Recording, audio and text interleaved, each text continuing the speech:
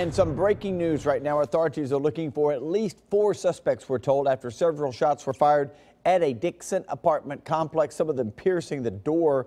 Officers tell us it happened on West Broad Street at South Mulberry Street, right there in downtown Dixon. They say the homeowner and the suspects got into a fight around 2 o'clock this morning, about 5 hours ago, when the victim shut that red door that you'll see on the outside of that apartment complex right there. Look at the bullet holes at the top left of the door there. 4 shots fired right into the unit. Luckily, no one was hurt. They would have been if they'd been standing in the doorway there. The suspects took off in an SUV. No description on them right now, but the investigation continues. New this morning, a Nashville dad is in big trouble after police say he was driving while high with his 1-year-old in the back seat. News Channel 5's Cuthbert Langley is following this one at the CJC. And Cuthbert, they found this guy at a pretty unique location. Steve, yes, he does. So police say they spotted this dad driving into the drive-thru at the Cookout restaurant on West End Avenue right around Midtown Nashville. That officer reported and said that he noticed the dad was driving pretty erratically, so it appeared he might have been under the influence of something. And sure enough, when officers pulled him over, we're talking about Deshaun Hickerson here. When officers pulled him over, they say he struggled to even get the doors unlocked and to get out of the car. Hickerson, authorities say, had trouble answering several questions and failed multiple sobriety tests. When officers asked him what was going on, the dad said he wasn't drunk. He had just taken a sleeping pill. But when officers searched the car, they found oxycodone, Xanax, and a loaded gun, all within reach of his 1-year-old child. And on top of all of that, police say this dad should not have even been driving to begin with. He had a suspended license. So right now, in addition to having that suspension charge, the dad has also been charged with a DUI with a child, a gun charge, and several drug charges. He has bonded out here from the jail, but he will be in court to face these charges September 9th. I'm Cuthbert Langley reporting live here at the Metro Jail, News Channel 5 HD.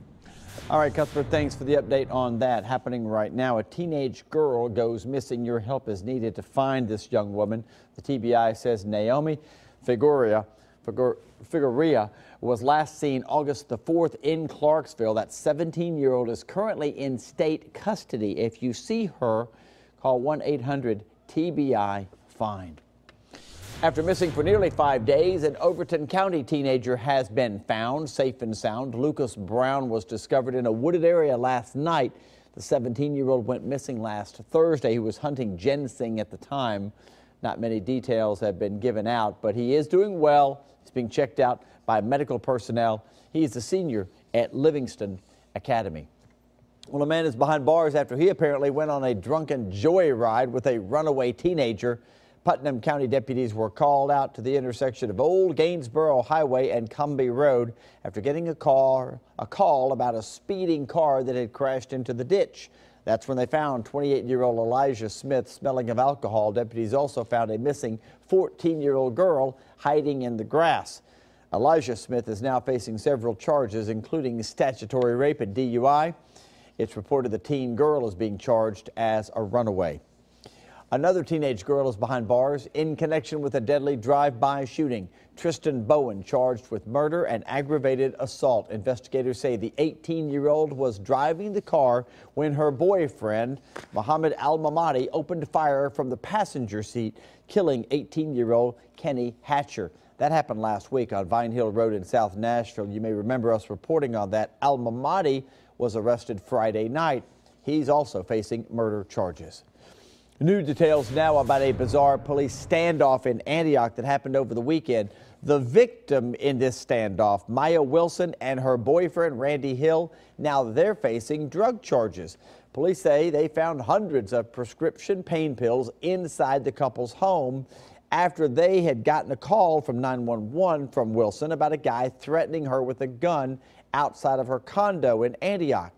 As Wilson ran over to a neighbor's house, the gunman ran inside Wilson's home. That's when the 10-month-old child, a 10-month-old child was sleeping inside. So the SWAT team shows up. By the time they got there, though, the guy was gone. If you have any information, contact police on that case. A suspected shoplifter is facing charges after being caught on camera. Franklin PD say that a tip led to the arrest of Reed Ammons. Police say he was spotted stealing from a Target, and there's the surveillance video right there back in July. Ammons is now facing theft charges. Well, today we're going to be hearing from Dr. Mike Looney for the very first time since he turned down the job as director of Metro Schools to stay in Williamson County. The Williamson County School Superintendent gives his annual State of the Schools address a little bit later this morning. It will be at the Williamson Incorporated's luncheon at Embassy Suites.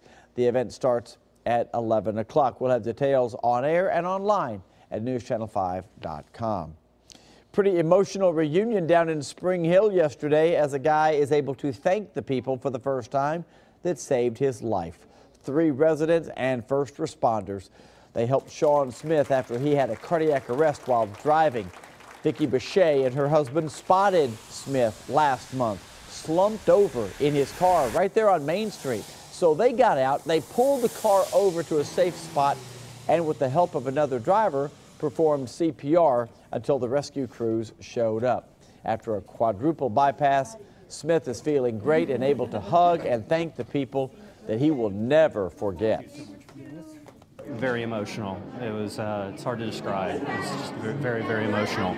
I've been in the medical profession for 40 years. I usually brought babies into the world, and so knowing that I was able to keep somebody here really it was just an amazing feeling. That's pretty awesome. Vicki Bechet, by the way, is working with the city of Spring Hill to start CPR classes for members of the community. That first class will be September the 10th. Well, the Tennessee Muslim community is coming together to help families who lost loved ones in last month's deadly attack in Chattanooga. Community and religious leaders partnered with Our Muslim Neighbor Initiative, and they tell us they were able to raise more than $20,000. That money will cover college scholarships and educational expenses for spouses and children of the affected families.